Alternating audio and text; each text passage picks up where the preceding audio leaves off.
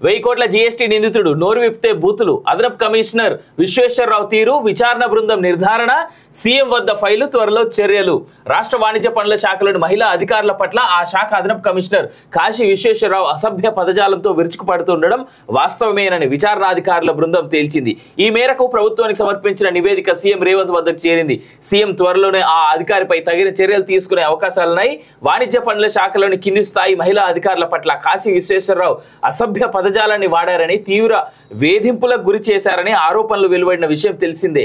ఈ బూతుల వ్యవహారం గత ఏడాది డిసెంబర్ నెలలో ప్రకంపనలు సృష్టించింది. ఆయన ప్రవర్తనకు విసిగిపోయిన మహిళా అధికారులు వాణిజ్య పనుల కమిషనర్ టీకే శ్రీదేవికి ఫిర్యాదు చేశారు. తెలంగాణ వాణిజ్య పనుల గెజిటెడ్ అధికారుల సంఘం కూడా 2023 డిసెంబర్ 12వ తేదీన కమిషనర్ కు ఫిర్యాదు చేసింది. ఈ ఫిర్యాదుల ఆధారంగా కాశీ విశ్వేశ్వరరావు, కమిషనర్ టీకే శ్రీదేవి, అదనపు కమిషనర్లు జయ కామేశ్వరి, సునీత, ఫణీందర్ రెడ్డితో విచారణ జరిపించారు. ఈ బృందం గత ఏడాది డిసెంబర్ 29న బాధిత అధికారుల నుంచి వివరాలు, సాక్ష్యాలను సేకరించి ప్రాథమిక నివేదికను అందజేసింది. ఈ ఏడాది ఫిబ్రవరి 2న సమగ్ర నివేదికను సమర్పించింది. ప్రస్తుతం ఈ నివేదిక వాణిజ్య పనుల శాఖ నుంచి సచివాలయంలోని ముఖ్యమంత్రి పేషీకి వెళ్ళింది. సీఎం దీనిని పరిశీలించిన తర్వాత తదుపరి చర్యలు ఉంటాయని తెలుస్తోంది. కాశీ విశ్వేశ్వరరావు మహిళా అధికారుల పట్ల వాడిన అసభ్య పదజాలం వాస్తవమేనని విచారణ బృందం తన సమగ్ర నివేదికలో స్పష్టం చేసింది. మహిళా అధికారుల పట్ల ఆయన అది, ఇది, దీని సంగతి వంటి పదాలను వాడారని తేల్చింది. మహిళా అధికారులు ఏదైనా అధికారిక లేఖ రాసినా, ఫోన్ మెసేజ్ పెట్టినా లవ్ లెటర్ రాసావేంటి అంటూ సంబోధించేవారని విచారణ బృందానికి బాధితులు వివరించినట్లు తెలిసింది. పనితనం బాగా లేదన్న కారణంతో మహిళా అధికారులపై చర్యలు తీసుకుంటామంటూ బెదిరించేవారని, మానసిక ఆందోళనకు గురి చేసేవారని ఆ నివేదికలో తెలిపింది. కింది స్థాయి అధికారులను కులాల పేర్లతో గొల్లది, రెడ్డిది అంటూ సంబోధించేవారని పేర్కొంది. ఈ విషయమై శాఖలోని జాయింట్ కమిషనర్లు, డిప్యూటీ కమిషనర్లు, తెలంగాణ వాణిజ్య పనుల గెజిటెడ్ అధికారుల సంఘం ప్రతినిధులను విచారించామని, అవసరమైన సాక్ష్యాలను సేకరించామని, కాశీ విశ్వేశ్వరరావు వాడిన పదాలు అసభ్యంగా ఉన్నాయని విచారణ బృందం నివేదికలో వివరించింది. సో ఇక సోమేష్ కుమార్ అనేటోడు అవినీతిపరుడు, ఆయన శిష్యుడు ఈయన ఉంటాడు అంతే. సో ఇద్దరు అంటే గురువు ఎట్లుంటాడు, శిష్యుడు అట్లే తయారవుతాడు. సో గురువే పెద్ద అవినీతిపరుడు, అక్రమార్కుడు విషయం తెలుస్తూ ఉంది.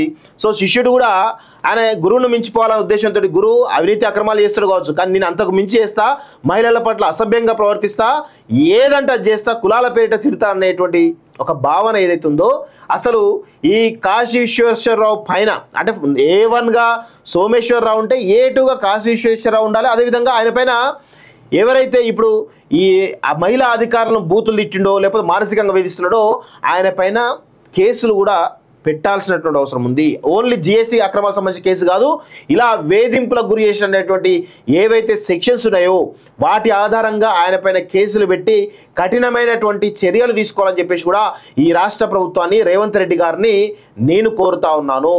దయచేసి దీనిలో మీరు ఎలాంటి భయపడాల్సిన అవసరం లేదు. సోమేష్ కుమార్ అనేటువంటి ఒక అవినీతి పరుడు గత 10 ఏళ్లలో కేసీఆర్కు అనుకూలంగా ఉంటూ కేసీఆర్ అవినీతి సామ్రాజ్యంలో ఈయన ఒక సైనికాధికారి అనుకోవచ్చు. అలా నో డౌట్ కేసీఆర్ యొక్క అవినీతి సామ్రాజ్యానికి సోమేష్ కుమార్ సైనికాధికారి. అందుకే ఆయన అవినీతి భాగస్వామ్యంలో సోమేష్ కుమార్ కూడా ప్రధానమైన పాత్ర ఉంటుంది. అదేవిధంగా కేసీఆర్ కుటుంబం ఎంత దోచుకుందో సోమేష్ కుమార్ కూడా అంతే దోచుకున్నాడు, అందులో నో డౌట్. సోమేష్ కుమార్ వాణిజ్య పనుల శాఖలో జరిగిన అక్రమాలు కావచ్చు, లేకపోతే ఆ ధరణిలో 1000 ఎకరాల భూములు, ఈరోజు ధరణిలో దాదాపు 15 లక్షల కంప్లైంట్లు పెండింగ్లో ఉన్నాయంటే దానికి ప్రధానమైనటువంటి కారణం సోమేష్ కుమార్. తన కింద ఉన్నటువంటి అన్యాయులు ఎవరైతే ఉన్నారో వాళ్ళను తాబేదారులను పెట్టుకొని ఆ యొక్క డబ్బులు వచ్చిన ద్వారానే వాటి ద్వారానే ఆ యొక్క ఫైళ్ళను క్లియర్ చేసినటువంటి దొంగ సోమేష్ కుమార్. అంతేకాకుండా ఎక్కడైతే భూముల ఏదైతే కబ్జాలు కానీ లేదంటే ఇతరత్ర ఏవైతే మిస్టేక్స్ ఉన్నాయో వాటిని ఆసరాగా చేసుకొని ధరణి ద్వారా 1000 ఎకరాల భూములను తన బినామీల పేరిటో రాయించుకున్నాడు. తన భార్య మీద భూములు ఉంటాయి, అటు ఫార్మాసిటీలో పెద్ద ఎత్తున ఒక గుట్ట లేపేసిండట, మహబూబ్నగర్లో భూములు ఉంటాయట, హైదరాబాద్ చుట్టుపక్కల 100,000 ఎకరాల భూములను తను ధరని పెద్ద ఎత్తున రాయించుకున్నాడు అనేది చాలా స్పష్టంగా తెలుస్తూ ఉంది. సో అందుకే ఇందులో సోమేష్ కుమార్ను వదిలిపెట్టొద్దు. సోమేష్ కుమార్ కేవలం ఈ 1400 కోట్ల స్కామ్ ఒకటే కాదు, ఆయన ఇది మొత్తంగా తేలితే 10,000 కోట్ల స్కాము, ఇది కాకుండా ఇంకా వేరే స్కామ్స్ చాలా ఉన్నాయి. సో వాటన్నింటినీ కూడా బయటికి తీసుకురావాల్సిన అవసరం ఉంది. మొత్తంగా దీనిలో అవసరమైతే సిబిఐ ఎంక్వైరీ కూడా రేవంత్ రెడ్డి గారు ఆదేశించాలి. సిబిఐ ఎంక్వైరీ కూడా మరి ఆ సిబిఐకి లెటర్ రాయాలి, ఈడీని కూడా ఎంటర్ చేయాలి. ఎందుకంటే ఇందులో భారీ ఎత్తున మనీ లాండరింగ్ జరిగిందనేది చాలా స్పష్టంగా అర్థమవుతోంది. కాబట్టి ఈడీ ఎంటర్ అయితే కనుక సోమేష్ కుమార్ యొక్క భాగోతం అంతా కూడా బట్టబయలయ్యేటువంటి అవకాశం అయితే చాలా స్పష్టంగా కనబడతా ఉంది. అదేవిధంగా ఈ కాశీ విశ్వేశ్వరరావు ఎవరైతే ఉన్నారో ఆయన తీరును ఈరోజు నిజంగా తెలంగాణ సమాజం తలదించుకోవాలి. మహిళా అధికారులు పాపం వాళ్ళ డ్యూటీని వాళ్ళు చేసుకుంటూ పోయేవాళ్ళు. సో ఏదన్నా చిన్న మెసేజ్ పెట్టినా లవ్ లెటర్ రాసినవా అంటూ మాట్లాడడము, లేదంటే ఇంకా వేరే రకంగా మానసికంగా వేధించడము, లైంగికంగా వేధించడం, ఇవన్నీ కూడా జరిగినాయి. సో ఇమీడియట్గా ఆ లైంగిక వేధింపులకు సంబంధించినటువంటి కేసును ఇమీడియట్గా ఇలాను సర్వీసెస్ నుంచి తొలగించి ఆ లైంగిక వేధింపుల కేసును కూడా నమోదు చేయాలని చెప్పేసి కూడా ఈ రాష్ట్ర ప్రభుత్వాన్ని సీఎం రేవంత్ రెడ్డి గారిని నేనైతే కోరుతా ఉన్నాను. నాకు తెలిసి ఇక్కడ కేవలం గొల్లది రెడ్డి అనేది మాత్రం రాసింది అనుకుంటున్నా. కాకపోతే నాకు తెలిసి ఈయన మీద SC ST కేసు ఇంప్లిమెంట్ అవుతుంది ప్రాపర్ గా చేస్తే మహిళా అధికారులు ఎవరైతే ఉన్నారో SC ST ఉంటే ఖచ్చితంగా వాళ్ళని కూడా అనొచ్చు. ఖచ్చితంగా అని ఉంటాడు కదా, అనందే రాయరు కదా ఇక్కడ. సో ఖచ్చితంగా ఆయన పైన కూడా SC ST అట్రాసిటీ కేసు పెట్టే విధంగా చర్యలు తీసుకోవాలి. సంఘాలు ఏవైతే ఉన్నాయో SC ST సంఘాలు, ముఖ్యంగా మాలమాదిగ సంఘాలు ఎవరైతే ఉన్నాయో అవి వీటిపైన, ఎందుకంటే ఇలాంటివి ఏవైతే చేస్తున్నారో చాలా మంది కూడా ఉన్నారు, ఇలా ఒకరిపైన చర్యలు తీసుకుంటే అందరు సెట్ అవుతారు. ఇంకా ఎవరు కూడా మాట్లాడాడు కులం పేరు పెట్టి. ఖచ్చితంగా ఆయన దాని మీద చర్యలు తీసుకోకపోతే తప్పుగా అవుతుంది 100%, దాంట్లో డౌటే లేదు. 1000 కోట్ల GST నిందితుడు నోరు విప్తే బూతులు, అదనపు కమిషనర్ విశ్వేశ్వరరావు తీరు, విచారణ బృందం నిర్ధారణ, సీఎం వద్ద ఫైలు, త్వరలో చర్యలు.